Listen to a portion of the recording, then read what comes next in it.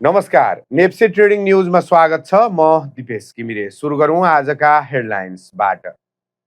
खरिद पक्ष र बिक्री पक्षका लगानीकर्ताको बजारमा जुहारी। आज पनि बजार दबावमै, विश्लेषक भन्छन्। पर्ख र हेर।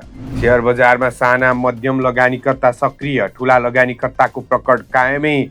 25 लाखदेखि 1 करोड रुपियाँसम्मको शेयर धितो कर्जामा उच्च वृद्धि दर।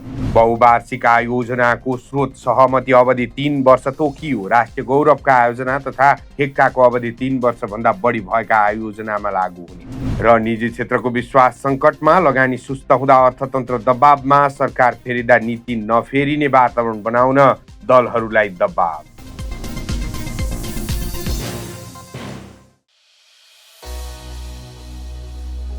nepsebook.com नेपालकै पहिलो सामाजिक सञ्जाल हो जुन विशेष गरी नेप्से लगानीकर्ताका लागि तयार गरिएको हो। यसमा लगानीकर्ताले साथीहरूसँग जोडिन, सन्देश आदान प्रदान गर्न, भोइस भिडियो कल गर्न, पोस्टहरू सेयर गर्न, समूहहरूमा छलफल गर्न तथा पुँजी बजारसँग सम्बन्धित डिजिटल समुदाय निर्माण गर्न सक्छन्। यो प्लेटफर्मले नेप्से लगानीकर्तालाई जानकारीमूलक समाचार, बजार विश्लेषण तथा विचार विमर्श गर्ने सुरक्षित र नेपाली स्वादयुक्त वातावरण उपलब्ध गराउँछ।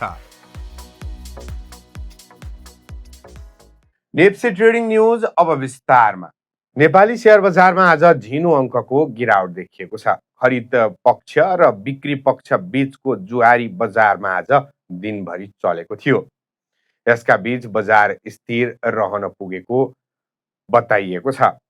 प्राविधिक विश्लेषकहरूले भने पर्ख र हेरको रणनीति अपनाउन आग्रह गरेका छन्। तर केही कम्पनीहरूमा चाम भने देखिने हुँदा ती कम्पनीहरू भने छनौट गर्ने माध्यम विभिन्न टुल्सहरू प्रयोग गरेर छनौट गर्न आग्रह गरिएको छ। एक रिपोर्ट। नेपालको धितोपत्रको दोस्रो बजारमा नियमित कारोबार गर्ने लगानीकर्ताको संख्या 27 लाख नागेको छ भने डिमेट खाताको कुल संख्या 72 लाख भन्दा माथि पुगेको छ। अनलाइन कारोबार प्रणाली टिएमएस र मेरो शेयरको प्रयोग बिस्तारै हुँदै जाँदा पछिल्ला वर्षहरूमा शेयर बजारमा लगानीकर्ताको सहभागिता उल्लेख्य रूपमा बढ्दै गएको देखिन्छ। नेपाल स्टक एक्सचेन्ज नेप्से पुनर्संरचना प्रतिवेदन 2082 अनुसार CDS in clearing limited CDSC को तथ्याङ्कले प्रविधि मार्फत हुने बजार कारोबारमा तीव्र रूपमा विस्तार भएको देखाएको हो। टिएमएस प्रयोगकर्ताहरू मध्ये 27,20,000 भन्दा बढी सक्रिय रहनुले दोस्रो बजारमा कारोबारको चहल पहल बढ्दै गएको संकेत गर्छ। सीडीएससी का अनुसार आर्थिक वर्ष 2082 मङ्सिर मसान्तसम्म डिमेट खाताको संख्या 72,39,752 पुगेको छ। अघिल्लो आर्थिक वर्षको तुलनामा यो उल्लेख्य वृद्धि हो। आर्थिक वर्ष 2081 असार मसान्तमा 63,11,000 रहेको डिमेट खाताको संख्या 82 असार मसान्तसम्म 9.30% बढेर 68,97,000 पुगेको थियो। त्यसपछि 5 महिनामै बढेर मङ्सिर मसान्तसम्म 72 लाख नागेको हो। त्यस्तै मेरो शेयर प्रणाली प्रयोग गर्ने लगानीकर्ताको संख्या पनि तीव्र रूपमा बढेको छ। मङ्सिर 2082 सम्म यसको प्रयोगकर्ताको संख्या 63,15,000 माथि पुगेको छ। प्राथमिक तथा दोस्रो बजारमा कारोबारको प्रयोग हुने सफ्टवेयर मार्फत लगानीकर्ताको पहुँच विस्तार हुँदै गएपछि डिजिटल कारोबार प्रति आकर्षण बढेको देखिन्छ। संस्थागत सहभागीतर्फ हेर्दा मङ्सिर 2082 सम्म नेप्सेमा 285 संगठित संस्थाहरू सूचीकृत रहेका छन्। यसका अतिरिक्त 90 धितोपत्र दलाल व्यवसायी र 2 धितोपत्र व्यवसायीहरू पनि सक्रिय रूपमा बजारमा कार्यरत छन्। डिजिटल प्रणालीको विस्तार, वित्तीय चेतनाको वृद्धि र प्रविधि मैत्री सेवाका कारण आगामी दिनमा बजारमा सहभागिता अझै बढ्ने अपेक्षा गरिएको छ। बुधबार नेप्से परिसूचक सामान्य अङ्कले घटेर बन्द भएको छ। अघिल्लो कारोबारको दिन मङ्गलबार घटेको बजारले यस दिन पनि सोही क्रमलाई निरन्तरता दिएको हो। यस दिन नेप्से परिसूचक 1.64 अङ्कले घटेर 2681.50 बिन्दुमा झरेको छ। कारोबार रकम पनि घटेको छ।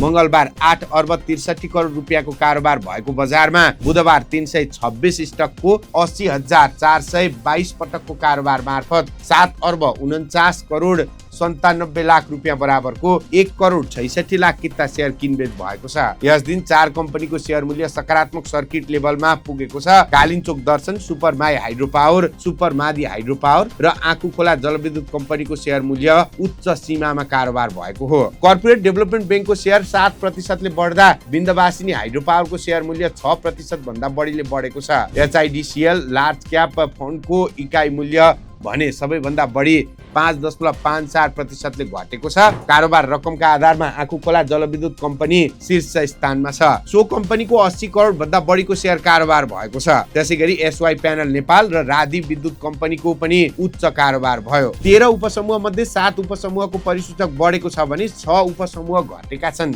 वित्त उपसमूह सर्वाधिक 0.93% बढेको छ। विकास बैंक, होटल तथा पर्यटन, जलविद्युत, लगानी, निर्जीवन बीमा र व्यापार उपसमूहमा पनि सामान्य सुधार देखिएको छ। बजारमा लगानीकर्ताको संख्या बढ्दै गए पनि पछिल्लो समय सूचकमा उतार चढाव कायमै रहेकाले लगानीकर्ताहरू सतर्क देखिन्छन्। आगामी दिनमा बजारको दिशा आर्थिक अवस्था र नीति तथा लगानीकर्ताको मनोविज्ञानमा निर्भर रहने विश्लेषकहरूको भनाइ छ। बुधबारको कारोबारपछि देखिएको प्राविधिक चार्ट अनुसार नेपाल स्टक एक्सचेन्ज नेप्से हाल निर्णायक मोडमा पुगेको देखिन्छ। सूचक 2681 बिन्दु आसपास बन्द हुँदै छोटो अवधिमा कमजोरी संकेत देखाएको छ। पछिल्ला केही दिनदेखि बजारले माथि उक्लिने प्रयास गरे पनि स्थायी ब्रेकआउट दिन नसक्दा लगानीकर्ता अझै अन्यलमै देखिन्छन्। इजिमो क्लाउड विश्लेषण अनुसार नेप्से हाल क्लाउड क्षेत्रको आसपास कारोबार गरिरहेको छ। सूचक पूर्ण रूपमा क्लाउड माथि टिक्न नसक्नुले बजारमा बलियो ट्रेन्ड बन्न नसकेको संकेत गर्छ। टेक्कान सेन र केजुन सेन बीच कमजोर क्रस देखिनुले छोटो अवधिमा बजार कायमै रहने सम्भावना बढाएको छ। चार्टमा देखिएको पछिल्लो संरचना अनुसार बजारले 2780 देखि 2825 बिन्दु क्षेत्रलाई बलियो प्रतिरोधका रूपमा सामना गरिरहेको छ। यस क्षेत्रमाथि स्थायी रूपमा टिक्न नसकेसम्म नेप्सेमा तीव्र सुधारको सम्भावना कमजोर देखिएको विश्लेषकले दाबी गरेका छन्। पछिल्ला दिनमा यही क्षेत्रमा बारम्बार असफल भएपछि सूचक पुनः तल फर्किएको देखिन्छ। समर्थनतर्फ हेर्दा 2650 देखि 2570 बिन्दु क्षेत्र महत्त्वपूर्ण रहेको प्राविधिक विश्लेषकहरूको भनाइ छ। हालको अवस्थामा सूचक 2680 आसपास टिकिरहेकाले तत्काल ठूलो गिरावटको जोखिम कम देखिए पनि यस क्षेत्र भन्दा तल झरेमा बजारमा पुनः दबाव बढ्न सक्ने संकेत देखिन्छ। भोल्युम विश्लेषण गर्दा पछिल्ला दिनहरूमा कारोबार रकम बढ्न नसकेको देखिन्छ। मूल्य बढ्दा समेत कारोबार कमजोर रहनुले बजारमा नयाँ लगानीकर्ता प्रवेश सीमित भएको संकेत गर्छ। यसले हालको सुधारलाई दीर्घकालीन बनाउन चुनौती थपेको देखिन्छ। चार्टमा देखिएको उच्च र तल्लो बिन्दुको संरचना अनुसार बजारले पछिल्लो समय हायर लो बनाउने प्रयास गरे पनि हायर हाई कायम गर्न नसकेको अवस्था छ। यसले बजार अझै कन्सोलिडेसन चरणमै रहेको पुष्टि गर्छ। स्पष्ट दिशाबोध नहुँदा लगानीकर्ता पर्ख र हेरको रणनीतिमा देखिएका छन्। उपसमूहगत रूपमा हेर्दा पछिल्लो समय वित्त, विकास बैंक, जलविद्युत समूहले केही सकारात्मक संकेत देखाए पनि समग्र बजारलाई तान्ने बलियो नेतृत्व देखिएको छैन। ठूला क्याप कम्पनीहरू निष्क्रिय हुँदा सूचकमा अपेक्षित गति आउन सकेको छैन। विश्लेषकहरूका अनुसार 2800 को बिन्दु माथि बलियो ब्रेकआउट भएमा बजारमा नयाँ उत्साह आउन सक्छ। तर सो स्तर भन्दा तल कारोबार जारी रहेमा केही समयसम्म सीमित दायरा भित्र नेप्से घुमिरहने सम्भावना देखिन्छ। यस अवस्थामा छोटो अवधिका लगानीकर्ताहरूले सावधानी अपनाउनु आवश्यक देखिन्छ। समग्रमा हेर्दा हालको प्राविधिक चार्टले नेप्से न त पूर्ण रूपमा बुलिश ट्रेन्डमा छ न त स्पष्ट बियरिश चरणमा प्रवेश गरेको देखिन्छ। बजार अहिले निर्णायक मोडमा रहेको छ। आगामी दिनमा भोल्युम, नीति, वातावरण र लगानीकर्ताको मनोविज्ञान अनुसार नेप्सेको दिशा तय हुने प्राविधिक विश्लेषकहरूको भनाइ छ। नेप्से ट्रेडिङ न्युजका लागि तर्कराज जैसीको सहयोगमा सुभाष चन्द्र अवस्थी, काठमाडौँ। नेपाली शेयर बजारमा साना र मध्यम लगानीकर्ताहरू सक्रिय बन्दै गएको कर्जाको रिपोर्ट अनुसार देखिएको छ। नेपाल राष्ट्र बैंकले चालु आर्थिक वर्ष 2082-83 पहिलो 6 महिनाको तथ्याङ्क सार्वजनिक गरेको विवरण हेर्दा 25 लाखदेखि 1 करोड रुपियाँसम्मको शेयर धितो कर्जामा उच्च वृद्धि दर देखिएको छ। राष्ट्र बैंकका अनुसार 50 लाखदेखि 1 करोड रुपियाँसम्मको कर्जा 12.8%ले, 25 लाखदेखि 50 लाखसम्मको कर्जा 10.3%ले र 25 लाख भन्दा कमको कर्जा 7.9%ले वृद्धि भएको छ। बैंकहरूको ब्याज दर घटेर एकल अङ्कमा झर्नु र तरलता सहज हुनु यसका मुख्य कारण हुन्। पुस मसान्तसम्म शेयर धितो कर्जाको कुल आकार 1,52,40 करोड रुपियाँ आएको छ, जुन अघिल्लो 6 महिनामा 8.3%ले बढेको हो। यद्यपि 1 करोड रुपियाँ भन्दा माथिको कर्जा मात्रै कुल कर्जाको झण्डै 70% भन्दा बढी छ। यसले ठूला लगानीकर्ताको प्रभाव अझै बलियो रहेको देखाउँछ। विश्लेषकहरूका अनुसार राष्ट्र बैंकको लचिलो नीति र बैंकहरूको प्राथमिकताले कर्जा प्रभाव बढाएको हो, तर कर्जाको ठूलो हिस्सा सीमित समूहमा केन्द्रित हुनु